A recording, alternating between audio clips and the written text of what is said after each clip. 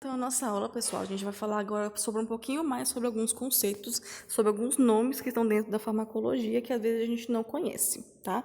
Então, a gente já falou sobre o medicamento e o fármaco, né, que são a mesma coisa e que eles produzem, né, são substâncias que produzem efeitos aí terapêuticos no organismo, e a gente tem os remédios. O remédio, pessoal, né, ela está associada a qualquer tipo de cuidado. Então, tudo aquilo que faz, né, que cura, que alivia tanto os sintomas, né, das doenças, ou então pode até curar, isso pode ser considerado um remédio. Então, a gente tem aqui como exemplos, né, banho quente, um chá, a uma atividade física, né, uma corrida, um yoga, um pilates. Então, tudo aquilo que auxilia o paciente a aliviar uma doença pode ser considerado remédio.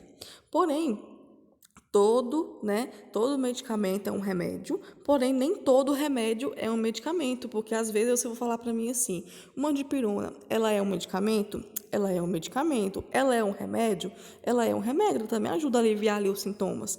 Porém, se eu for falar para vocês que um yoga é um remédio, ajuda ali na pessoa ficar mais calma, controla a ansiedade. Mas se eu falar para você que a yoga é um medicamento, tá errado, porque o medicamento ela é de origem apenas vegetal, animal e mineral, então ela não se encaixa dentro desse padrão aí do alívio, né? Então essa é a classificação que a gente tem que tomar cuidado na hora de fazer então a diferenciação.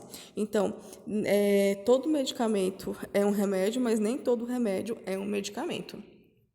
Então, os medicamentos são produtos especiais, né, elaborados com a finalidade de diagnosticar, prevenir e curar doenças, como eu tinha falado para vocês. Então, essa é a nossa principal diferenciação. E aí, a gente vai falar um pouquinho agora sobre a finalidade de cada medicamento. Então, a gente tem alguns tipos, né, de indicações, digamos assim, dos medicamentos e quais são o aproveitamento dessas substâncias para o organismo. Então, a primeira finalidade que a gente tem é a finalidade de reposição, que ela vai fornecer elementos carentes ao organismo. Então, a gente tem como exemplo aqui vitaminas, sais minerais, proteínas e hormônios. Então, tudo aquilo que falta no organismo pode ser reposto através de um medicamento.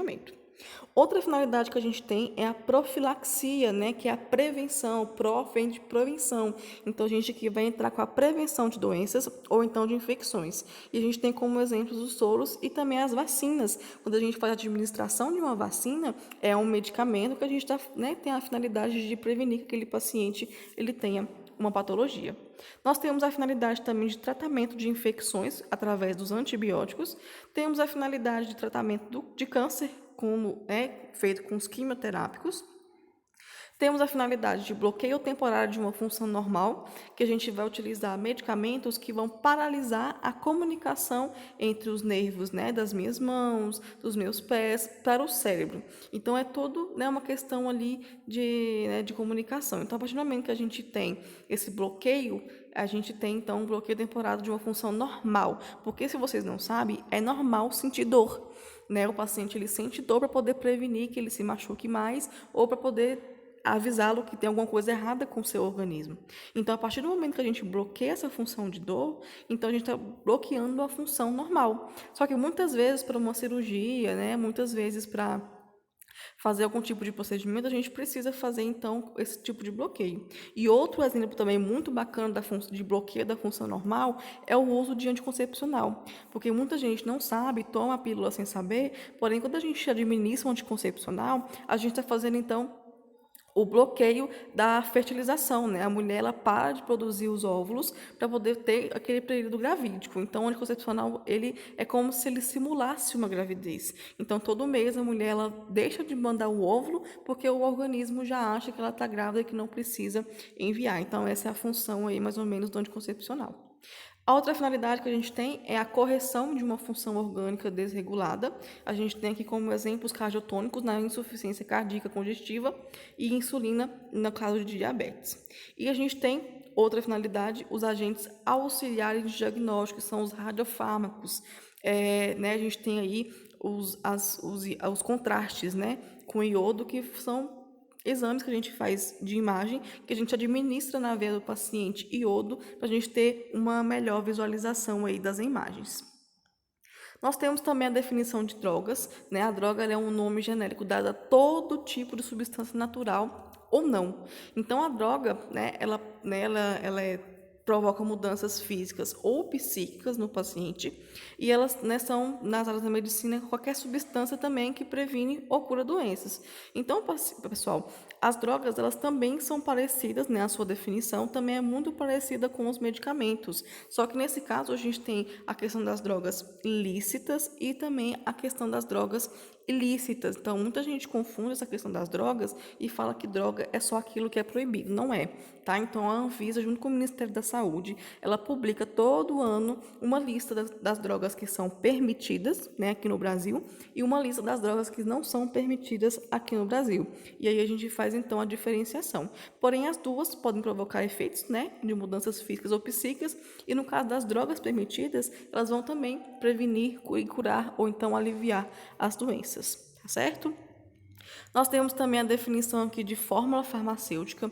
A fórmula farmacêutica é o conjunto de substâncias que compõem a forma farmacêutica, que a gente vai falar daqui a pouco. Então, a gente vai juntar vários produtos, né, eles vão ser colocados dentro de um local só, e aí quais são esses tipos de produtos que a gente coloca? A gente coloca um princípio ativo, que é o próprio medicamento, né, o agente químico, que vai ser responsável pelo efeito terapêutico. A gente vai colocar um corretivo, que ele é composto, né, pode ser para dar sabor, corante ou então açúcar para melhorar o sabor do medicamento. E a gente vai ter um veículo que vai dar volume, que muitas vezes é em forma de talco ou então de pós, para poder fazer então a administração, ou então líquidos também, tá? Para poder fazer aí a administração do medicamento. E uma coisa que a gente tem que não pode confundir é, né, as fórmulas farmacêuticas com as formas farmacêuticas, tá? Elas são diferentes uma das outras. Por quê? Porque as formas farmacêuticas é o estado físico do qual será transformado a partir da fórmula farmacêutica. Então, a gente vai fazer uma fórmula, né, de um medicamento e o final desse medicamento é o que vai se transformar na forma. Então, dependendo do tipo de substância que eu utilizar na fórmula, eu vou ter uma forma farmacêutica diferente. Então, a forma farmacêutica é um estado físico no qual se apresenta um medicamento. E aí, ele tem como objetivo, né, essas formas farmacêuticas, facilitar a administração, facilitar a absorção, facilitar o fracionamento e facilitar também a posologia e a conservação dessas medicações, tá? Então, a gente também vai ter uma aula somente sobre formas farmacêuticas, são muitas, são várias, e aí a gente vai ter um estudo só sobre isso, né? Mas, só para poder ter aí um conhecimento prévio, né, a gente tem o estado de apresentação, que são os sólidos, que podem ser compostos por comprimidos, pós, drágeas e cápsulas. A gente tem também pastilhas, enemas, supositórios, pomadas e cremes. Então, todos esses, pessoal, pertencem aí à classe dos sólidos, tá?